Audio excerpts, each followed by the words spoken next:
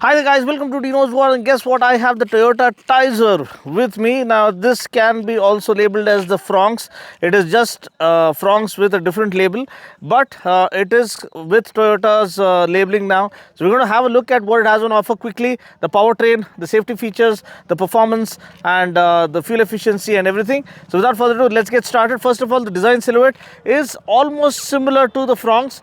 Taking a look at the design silhouette in and of itself, there are a few design tweaks that Toyota have done to the Tizer here when compared to the Fronx. The front LED position lamps are slightly differently positioned here. The tri-LED headlamp layout is almost similar to that of the Fronx. There is no fog lamp setup as of now. You have chrome accent here.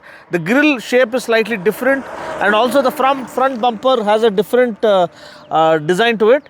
When you come to the profile, so in terms of pricing, the price starts from as low as 7.73 lakhs ex-showroom for the base model. And to know the exact on-road price, you can call the number mentioned in the description portion below. So moving on to the profile, you can see a coupe kind of design silhouette that comes alive here. Yeah, it is similar to the Fronx. You have blackened B-pillar, a sloping roofline, kind of a coupe kind of a effect here. Body color door handles, outside rear view mirrors with integrated turn blinkers, 16-inch wheels, diamond cut alloy wheels here. And also you get only disc brakes on the front wheel. You don't get disc brakes all around. And roof rails are in place, and so is the shark fin antenna. Ground clearance is ample enough at 190 mm, so that is something you need to note. So the coupe design comes full circle, especially when you come to the rear section. You can see integrated spoiler here. Again, as I told you, the shark fin antenna is there. Stop lamp is well integrated, and you have a rear camera, rear parking sensors. Again, a skid plate kind of effect for the tail section to give you a nice coupe crossover kind of a feel. You have the Urban Cruiser Tizer branding right over here. Again, the V Neo Drive branding over here, and that's pretty much it. The design silhouette is fresh, something that stands out in this segment, has very good road presence, and is in and of itself a contemporary crossover. Here you have ample amount of boot space, around 308 liters of boot space. You can remove the rear parcel tray, and again 60-40 split seat. You can fold them flat to make way for more room for luggage. The only thing is that the loading lip is way too high.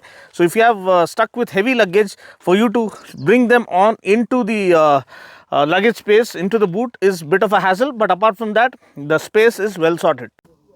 Moving on to the inside, again the interior is nice and fresh and premium, highlighting the segment it finds itself in. Very good fabric seats with side bolsters, one of the most comfortable seats that you can find in this segment, with good under thigh support, good lower lumbar support as well. You don't get power adjustment for the seats, for the driver seat or for the passenger. You do get tilt and telescopic adjustment for this steering, as you can see here. Yeah, so tilt and telescopic adjustment is offered. And flat bottom steering wheel with audio and phone controls. Cruise control is mentioned, given right over here. Massive 9-inch touchscreen infotainment system. So as you can see, the 9-inch touchscreen infotainment system and the 360-degree view camera is the highlight for a car in this segment. Very good resolution of the 360-degree view, and also you have Archimist sound mode. Here you have other settings, say for instance display settings, sound settings, Archimist sound mode. So you have the dynamic, acoustic and natural sound modes to choose from. You also have equalizer presets to choose from. The sound quality is really immersive and very satisfactory for an audiophile like me, who is very particular about music. The dash is beautifully laid out with kind of a tritone layout here. This is kind of black or kind of a chestnut brown color. This is the silver accent, and this has kind of a copper accent to it. The aircon vents are neatly laid out and cool the cabin efficiently and effectively. Here you have a USB charging port, wireless charging bay right over here, cup holders right over here, charging socket right over here. The aircon vents have good tactile buttons for fan speed, for temperature control, for AC on off and auto, and adjustment of aircon vents or AC airflow. So that is a good thing I like about it. Again, here you have the torque converter gearbox, and talking about the powertrains, we'll talk about it in a moment. Talking about the safety features, you have 6 airbags, electronic stability control, ABS with EBD, hill hold assist and whatnot. So safety is well taken care of, but the global safety rating is not yet available. So please stay tuned for that. Once it's updated, we'll update it in the description portion. We do get a sliding armrest with concealed storage space underneath. You also get a spacious glove box, bottle holders all around in terms of utility spaces. So that kind of sums up the cabin space and cabin utility of the Tizer. Another thing that we usually inspect for is the door opening angle. The front one opens up okay-ish. It is not too wide, but yeah, getting into the cabin is easy enough. Then the rear door kind of opens up again pretty much freely, but it is not 90-degree opening angle. So for elderly people, getting in and out of the cabin might be a little bit of hassle because there is a little bit of a hump inside. But let's sit inside and see how well the legroom and headroom has been optimized. You can see the seats are set to my height, and they can be moved forward as well, but still you have ample amount of legroom and decent amount of headroom. For people who are above 6 feet might feel a little bit of a hassle. Maybe 6'3", 6'4" people might touch the roof, but apart from that, people below 5'10" or below 6 feet, I think it is sorted with good amount of headroom and decent amount of, and more than ample amount of legroom for that matter. Talking about the powertrain options, we have two powertrains to choose from. One is the 1.2 liter naturally aspirated petrol that puts out 90 PS of max power and 113 Newton meters of max torque. Then we have this 1 liter booster jet 3-cylinder turbo petrol that puts out 100 PS of max power and 147 Newton meters of max torque. In terms of transmission options, both of them gets a manual gearbox option, but in terms of automatic, you get an AMT for the naturally aspirated model, whereas you get a torque converter for the turbo model. So in terms of pricing, the price starts from as low as 7.73 lakhs ex-showroom for the base model. And to know the exact on-road price, you can call the number mentioned in the description portion below. Special thanks to Fortune Toyota for supporting my vision and allowing me to feature this vehicle for you. To book a test drive, you can call the same number mentioned in the description portion below. So this, my friend, is the Tizer 1 liter turbo petrol, and this is my first drive impression of the booster jet engine. And we've already given you a complete overview and the differences between the Fronx and the Tizer, and let's see whether this 1 liter booster jet 3-cylinder turbo petrol packs a punch in real world conditions. I have huge expectations. This puts out 100 PS of max power and 147 Newton meters of max torque. So let's get going. Put it into manual mode. Take off.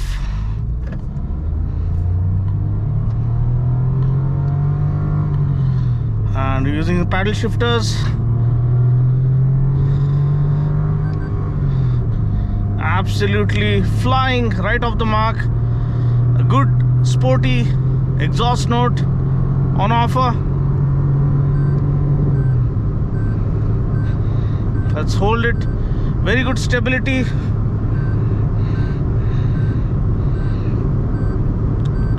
The poise of the car, the chassis stability, orientation is really good. The damping settings are right on point. It is slightly on the softer side, but it is manageable. So we have an empty stretch. So let's floor the pedal. Pedal to the metal, baby.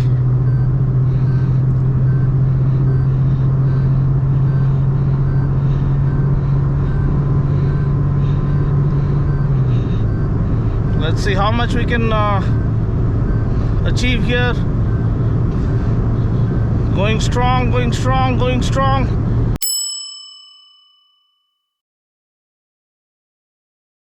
Really rock solid.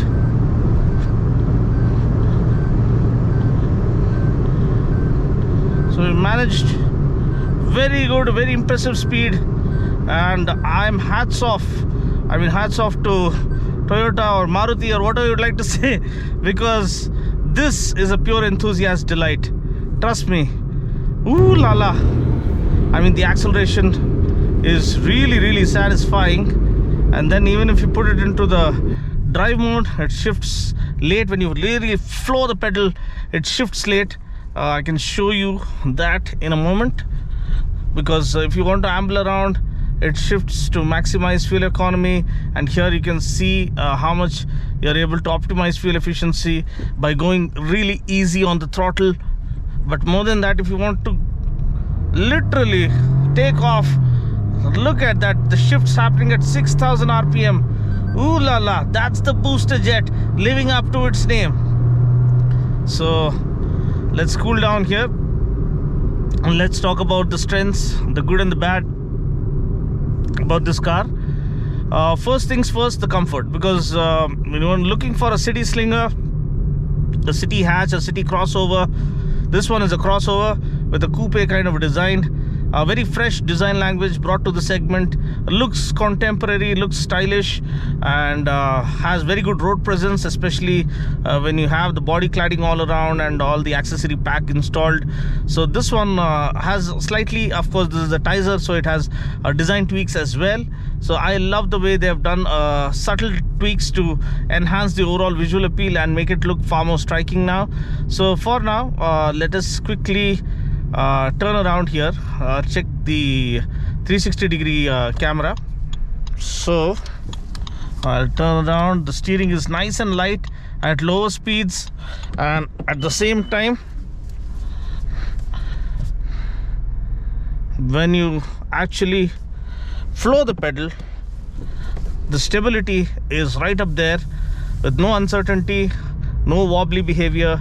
It is rock solid and feels planted at really high speeds for a car in this segment. And I believe, I mean, full marks to Maruti and Toyota's collaboration.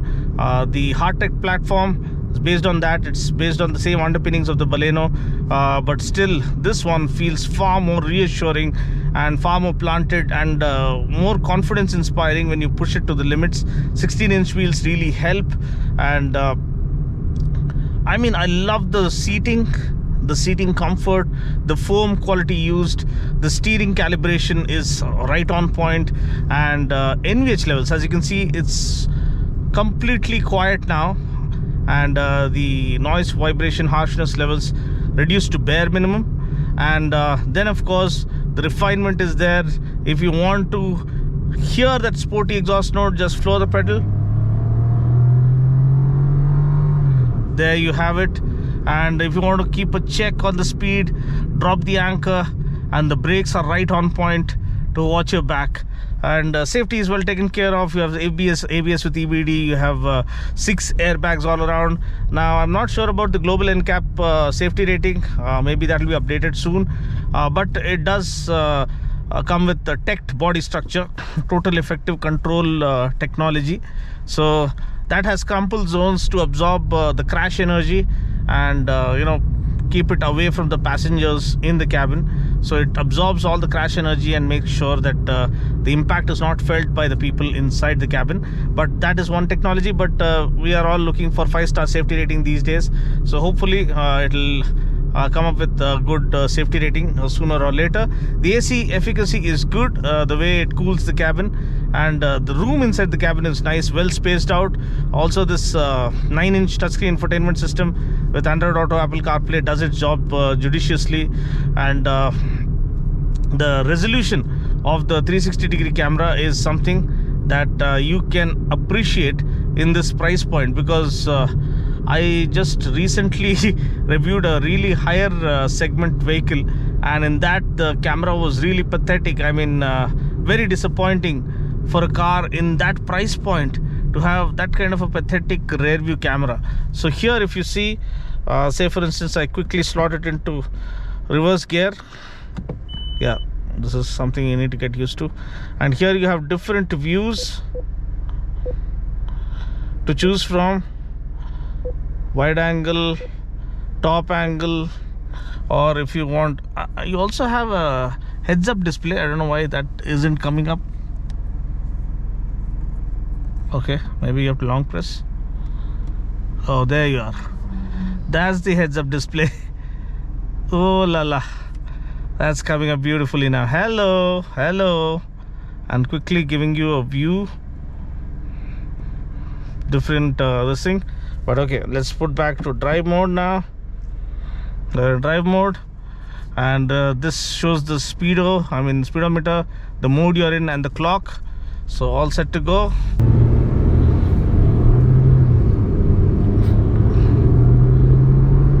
Ooh la la, The turbo kicking in. Can you hear that sound?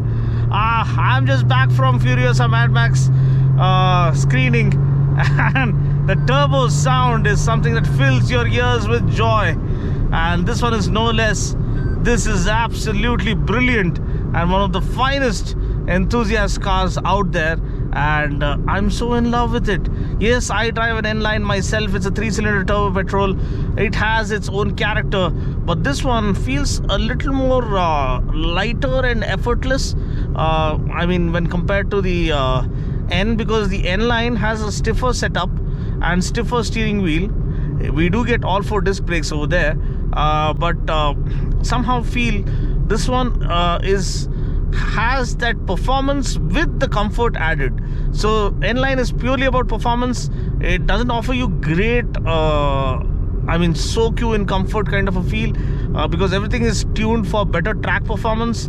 But this one is usable performance. Like you don't have to compromise on comfort just because you want that X factor or oomph factor right off the mark. So that is where the Tizer scores really well, and that is where you can say the Fronx also scores, because both are primarily the more or less the same cars. But in Toyota, well, you have that credibility, reliability, the service that goes without saying when you're driving a Toyota, and the brand image really adds on to you.